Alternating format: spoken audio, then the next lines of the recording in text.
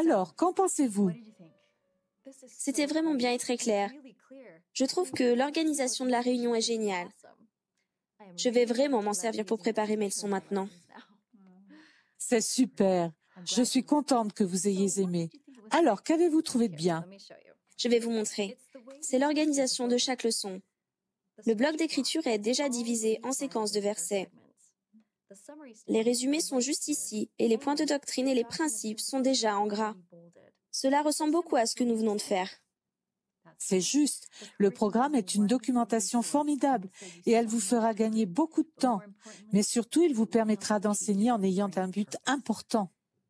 Mais maintenant que j'ai consulté mes notes et le manuel de l'instructeur, je me pose une question. Pourquoi avons-nous passé autant de temps à faire le travail nous-mêmes dans les colonnes quand tout était là dans le programme? J'ai l'impression que le programme est tout ce dont j'ai besoin pour une leçon. Pour répondre à cela, est-ce que je peux vous poser une question? D'accord. À votre avis, pourquoi est-il utile d'étudier le bloc d'écriture soi-même plutôt que de ne compter que sur le programme? Vous avez étudié Mosia 27, cela a-t-il changé votre façon de lire le programme pour cette leçon? En fait, oui. Maintenant que vous le dites, faire tout ce travail sur le bloc d'écriture était très utile.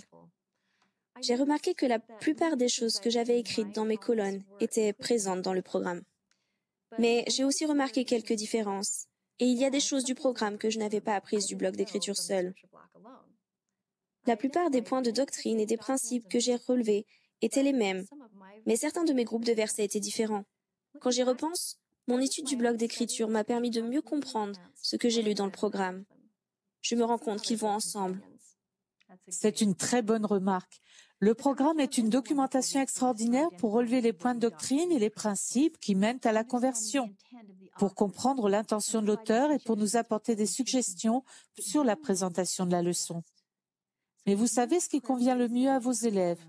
Alors, en étudiant le programme et le bloc d'écriture à l'aide de la prière, vous pouvez être inspiré afin de savoir quel est le point sur lequel le Seigneur veut que vous insistiez. Cela me rappelle la citation de Frère Hawkes dans l'introduction du programme. Il dit « J'ai souvent entendu le président Packer enseigner que tout d'abord on adopte, puis on adapte. Si nous sommes totalement ancrés dans la leçon prescrite que nous devons donner, nous pouvons alors suivre l'esprit pour l'adapter. Qu'est-ce que cela signifie pour vous, Léa? » Je pense que je dois étudier le bloc d'écriture dans un esprit de prière, ainsi que le programme, pour bien comprendre ce que je dois enseigner et pour déterminer ce que je dois enseigner.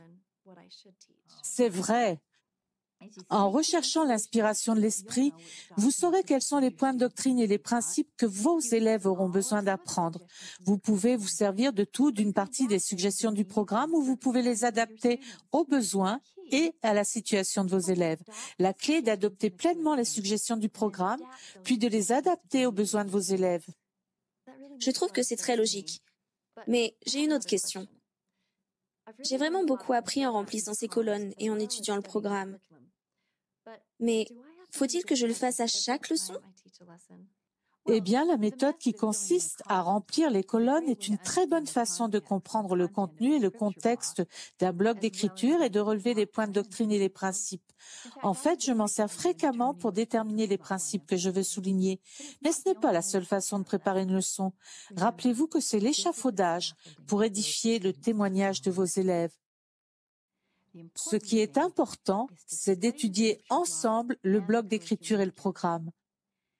En cherchant à être guidé par l'esprit, vous saurez ce que vous devez enseigner à vos élèves et comment l'enseigner. Je peux vraiment dire qu'après avoir parlé avec vous, je vais beaucoup aimer enseigner le séminaire. J'ai hâte de commencer. Oh, formidable. Je pense que vous êtes prête à commencer. Alors, si vous avez d'autres questions, n'hésitez pas à m'appeler. D'accord. Et quand vous serez chez vous, prenez quelques minutes pour mettre en pratique tout ce dont nous avons parlé aujourd'hui.